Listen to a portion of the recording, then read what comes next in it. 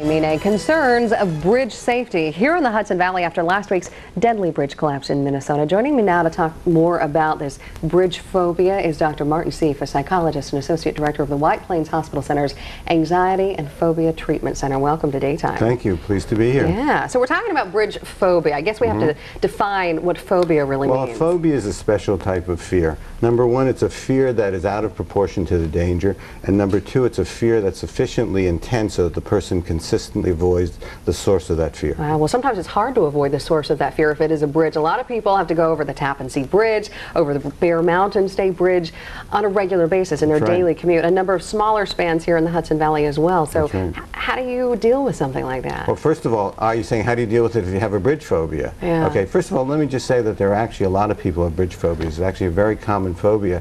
And people who have bridge phobias generally are not afraid of the bridge collapsing. In fact, what they're afraid of is developing a panic or an intense fear reaction while they're driving over the bridge and fearing that they're going to lose control when they go over the bridge or get into an accident or something's going to happen to them or maybe even drive the car over the bridge. Yeah, the Tappan Zee, of course, a very long span. We hear about things there all the time. Unfortunately, we were reporting on accidents on the tap here at News 12 and various other issues. I know it's beautiful when you go over, but like you say, there are a lot of people who don't have that same reaction. Instead, it's this anxiety and almost a physical reaction to this. It's not almost a physical reaction. It is a physical reaction. It's actually a physical reaction that creates almost an altered state of consciousness in which people become terribly afraid that all the what-if scary thoughts that are going through their mind are actually going to come true.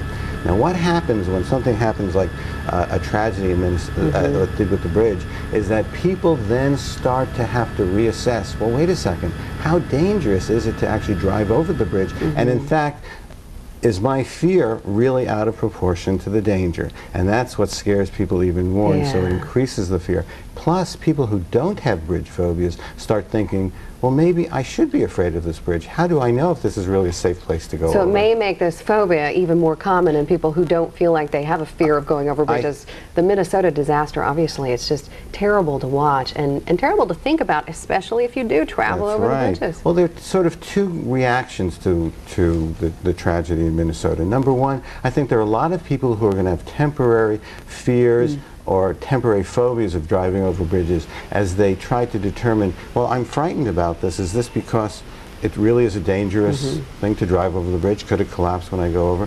Or, in fact, am I just reacting to my own fear based on watching the horrible tragedy there? There's also going to be a small percentage of people who have a kind of traumatic phobia. And what happens, there are certain people who, when they look at the experience, they imagine themselves going through that experience. They have such a vivid imagination that their body actually reacts with this intense feeling of fear. Your heart rate going up and everything, their heart rate going up, it's hard to talk, they have they start shaking, they start sweating, they get GI distress. These are all traditional symptoms of panic.